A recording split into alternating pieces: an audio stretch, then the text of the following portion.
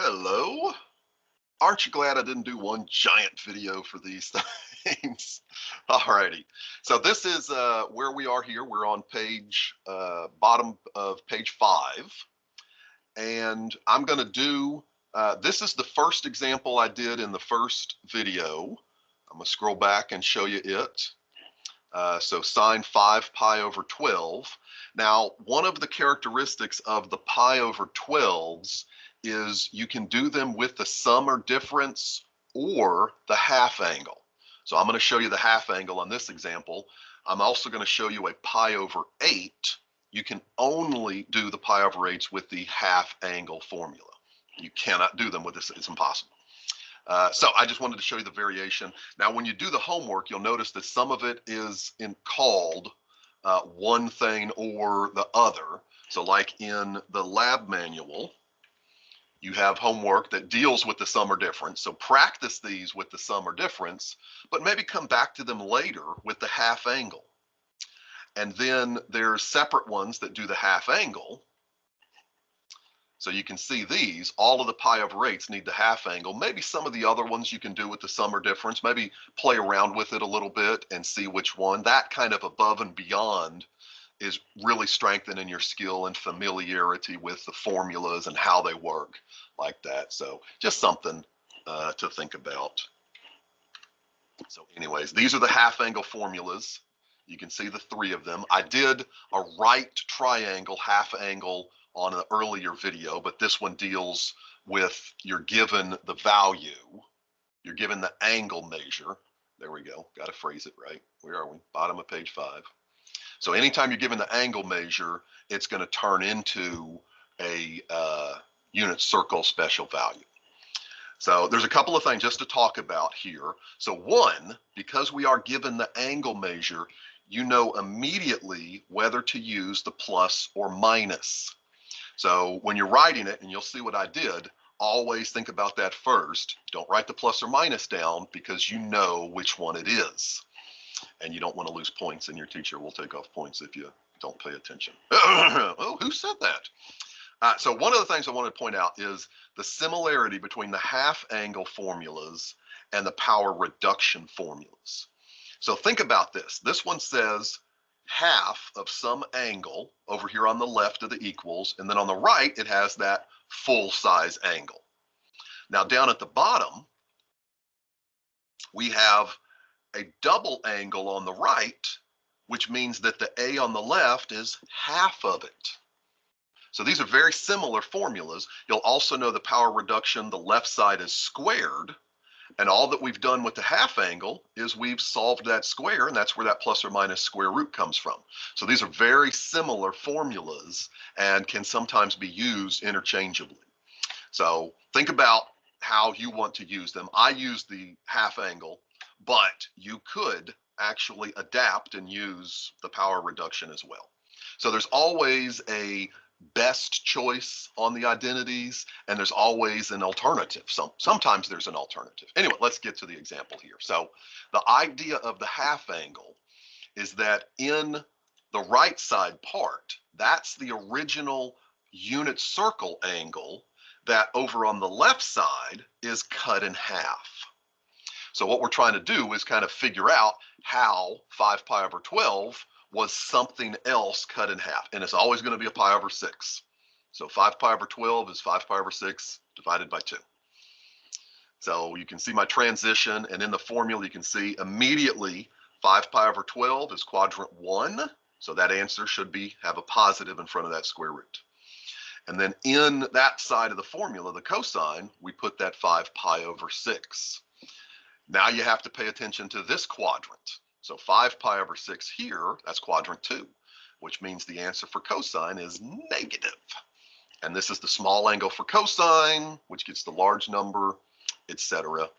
And the same kind of technique that I'm doing to get rid of those denominators. So we've got to divide by 2 here, multiply everything with that 2.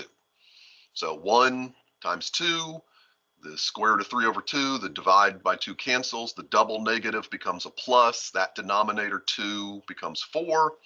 And then finally, you can take the square root of that 4. And notice how I'm writing these. I've got this giant square root to make sure it's obvious everything is inside the square root. But this last step, that 2, we've dealt with the square root, so it's no longer a part of the square root. We got this giant divide by that is not in the square root. And you're done. That's it. The new thing is figuring out the angle, the original special unit circle angle that you're going to use in the correct formula on the formula sheet. And you can see the 3 big steps I've got here is just arithmetic simplifying. And that's kind of the characteristic all along of these new formula sheet identities. All right, let's take a look at another example. This is a pi over 8. The pi over 8s always require the half angle. So, and I put this negative here. There are different ways of thinking about this negative. You can just think of what's the quadrant this is in, or you can think, and did I do this one right? Can we pause and think? Because I just had a flashback of, and you know who I'm talking about because there's only one student in class where I did this wrong. So let's think about if I did this negative thing right, and I'll have to redo the video.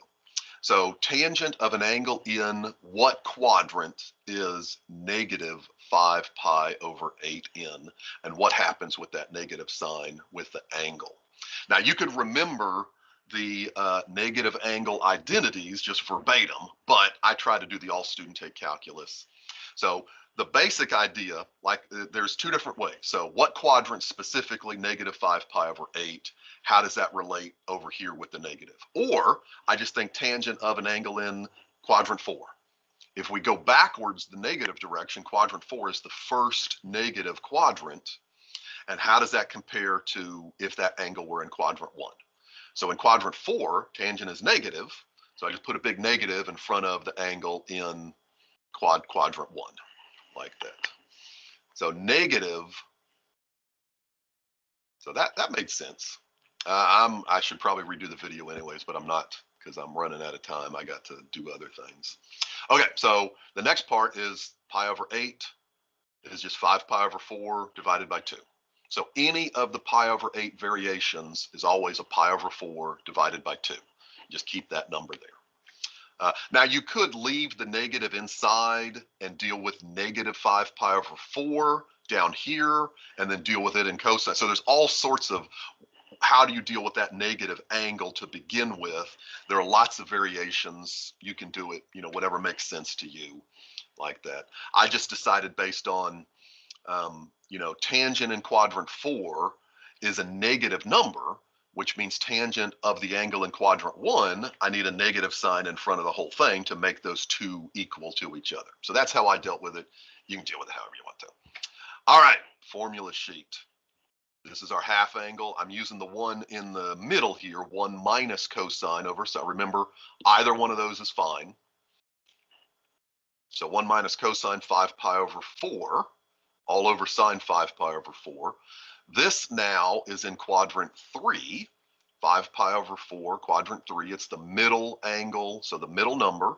Cosine in quadrant 3, negative, right there. Sine in quadrant 3, also negative, right there. Again, I'm dealing with that divide by 2, the same way I've done in the other examples. Just remember, multiply everything. If you forget to multiply part of it, you'll make a mistake. So the double negative up top, minus minus, is the plus in the numerator.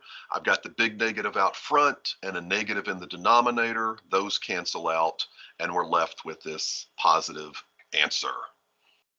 Which, if we go back to the original, I didn't finish that thought. Negative 5 pi over 8. What quadrant is negative 5 pi over 8 in?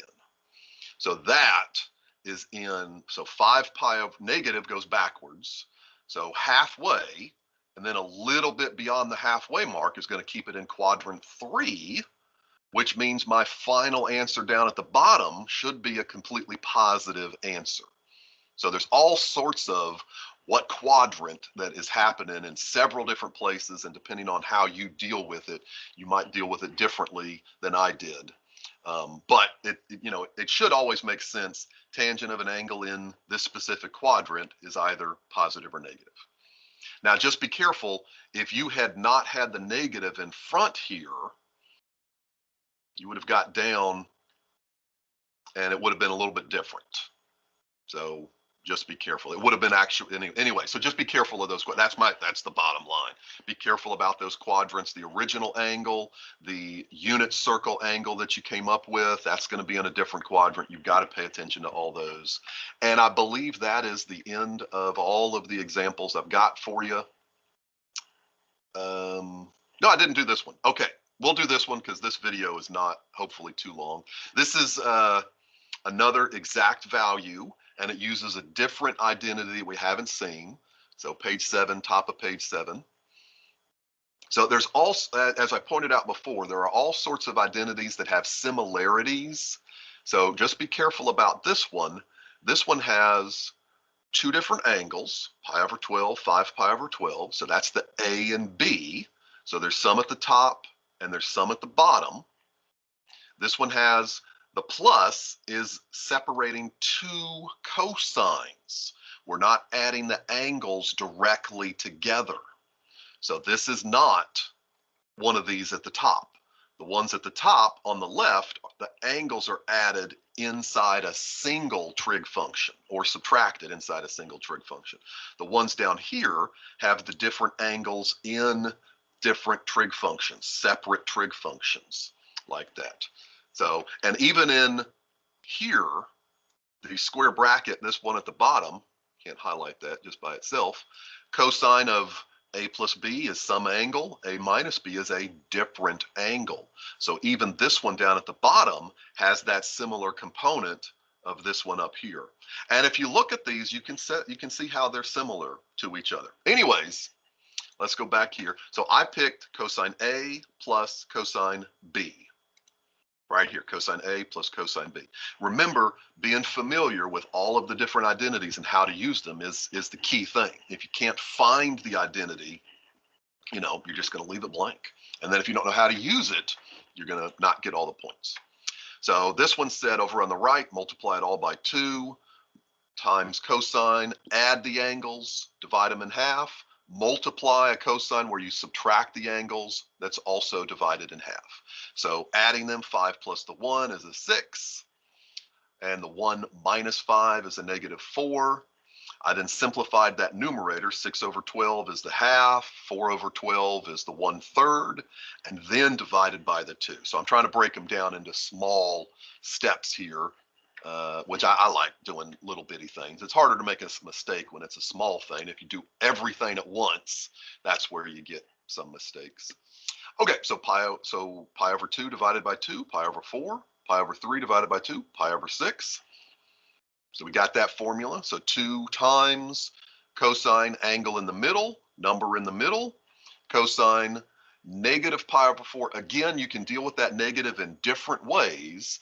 I just dealt with it quadrant 4. So negative pi over 6 is quadrant 4, which means the answer for cosine is a positive number. Pi over 6, small number, large, okay, pi over 6, small angle, get the phrase correct, large number. And then multiply, you got a 2 multiplied in front and a divide by 2, they cancel, which leaves the divide by 2 on the end, and then the square roots multiply, and that's it. You cannot simplify, you cannot 6 divided by 2, that's not how it works, like that. That's all of the different examples for a bunch of different formulas here. You'll probably use some of the different formulas in the different assignments, so practice as much as you're able to with the variety of things. Again, maybe try the pi over 12s both with the sum and difference, and maybe try it with a sum and with a difference so you're getting familiar with different angles. Use the negative angle identities in different ways. There's lots of variations on how you can deal with these, and just practice them. Do these with the half angle as well, just to get that variation there. Remember the difference between these. When you're given the angle measure, it's always going to go back to the unit circle special angles. When you're not given the angle measure and you're given just that number, it's always going to be right triangle, Pythagorean theorem, SOHCAHTOA. And I didn't do some example, I didn't do verify, but you know, you've done the verify already.